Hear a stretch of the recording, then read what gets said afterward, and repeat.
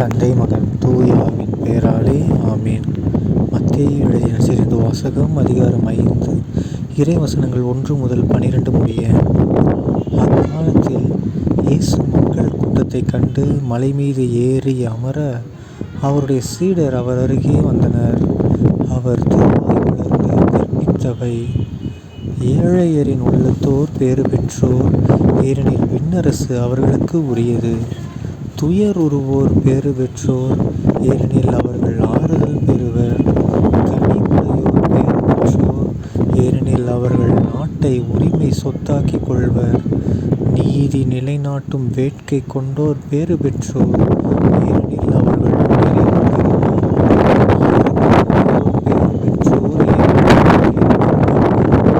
தூய்மையான உள்ளத்தோர் பேறு பெற்றோர், ஏனெனில் அவர்கள் கடவுளை காண்பர். அமைதி ஏற்படுத்துவோர் பேறு பெற்றோர், ஏனெனில் அவர்கள் கடவுளின் மக்கள் என அழைக்கப்படுவர். நீதியின் பொருட்டு துன்புறுத்தப்படுவோர் பேறு பெற்றோர், ஏனெனில் விண்ணரசு அவர்களுக்கு உரியது. என் பொருட்டு மக்கள் உங்களை இகழ்ந்து துன்புறுத்தி உங்களை பற்றி இல்லாதவை பொல்லாதவையெல்லாம் சொல்லும்போது நீங்கள் பேறு பெற்றவர்களே, மகிழ்ந்து பேரு வகை கொள்ளுங்கள். ஏனெனில் விண்ணுலகில் இருக்கும் உங்களுக்கு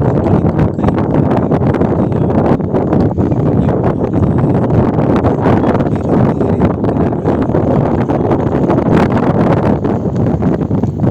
ஆண்டவரின் அருள்வாக்கு. கிறிஸ்துவே உமக்கு புகழ்.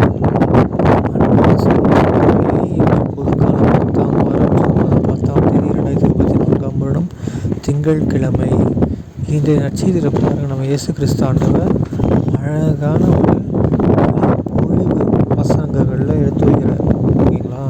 இதில் நமக்கு தேவையான வாழ்க்கைக்கு தேவையான அத்தனை விஷயமும், அதாவது நம்ம மறை பொருள் இருக்கு இல்லையா, அந்த மறை பொருளையே இந்த நற்செய்தியில் இயேசு ஆண்டவர் அழகாக அழைக்கிறார். ஓகேங்களா? என்னென்ன சொல்லிட்டு பாருங்க. ஒருவேளை நீங்கள் ஏழையாக உள்ளம் வந்து ஏழையின் உள்ளமாக இருக்கா, அப்போ உங்களுக்கு தான் விண்ணரசு அப்படின்னு சொல்கிறாரு. நீங்கள் இப்போ கஷ்டப்படுறீங்களா, உங்களுக்கு ஆறுதல் கிடைக்கும். நீங்கள் கனிவோடு இருக்கீங்களா, உங்களுக்கு நாடே கிடைக்கும். நீதியை நிலைநாட்டுறீங்களா, உங்களுக்கு நீங்கள் நிறைவு பெறுவீங்க. இரக்கத்தோடு இருக்கீங்களா, நீங்களும் இரக்கம் பெறுவீங்க.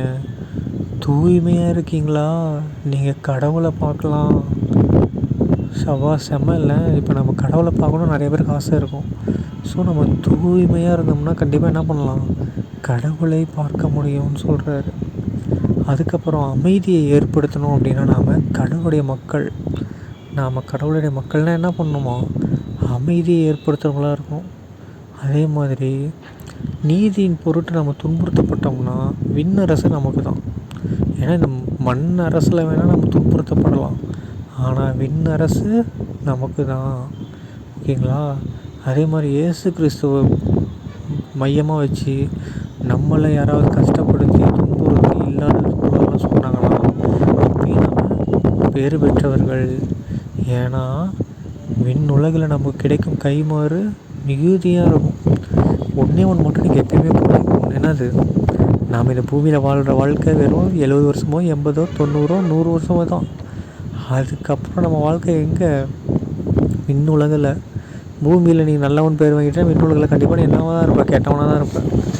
மண் உலகத்தில் நீ ஒரு வாழ்க்கையில் வந்து நிறைய கஷ்டங்கள் அனுபவித்து துன்பங்கள் அனுபவித்தாலே கண்டிப்பாக என்ன அர்த்தம், நீ நல்லவனாக வாழ்ந்திருக்கிற அர்த்தம். ஏன்னா நல்லவர்களுக்கு தான் இந்த பூமி என்ன பண்ணும், பல கஷ்டங்கள் துன்பங்கள் எல்லா வகையான துன்பமும் கொடுக்கும். அப்போ நாம் பேறு பெற்றவர்கள். கடவுளை பார்க்கலாம், விண்ணகத்துக்கு போகலாம், விண்ணுலகத்துக்கு உரிமை சொத்தாக்கலாம். விண் அரசு நமக்கு தான் உரியது, நம்ம கடவுளின் மக்கள்னு அழைக்கப்படுவோம். ஓகேங்களா? ஸோ இவ்வளோ விஷயங்கள் அடங்கியிருக்கு இந்த நற்செய்தியில். இதில் இருக்கிற ஏதாவது ஒன்றையாவது நீங்கள் கடைபிடிங்க. எல்லாமே கடைபிடிக்கணும், ஏதாவது ஒன்றாவது கடைபிடிங்க. எனக்கு வந்து ரொம்ப நாளாக கடவுளை பார்க்கணுன்ற தூய்மையாக இருக்கணும்னு ஆசையாக இருக்குது. ஸோ நான் பாவ செய்து தூய்மையாக இருக்க விருப்பப்படுறேன். நீங்களும் ட்ரை பண்ணுங்கள். தந்தை மகன் தூய ஆவியின் பெயராலே ஆமேன். இயேசுவே புகழ், இயேசுவே நன்றி, மரியே வாழ்க, இயேசுவின் ரத்தம் ஜெயம். ஹல்லேலூயா, பிரைஸ் தி லார்ட்.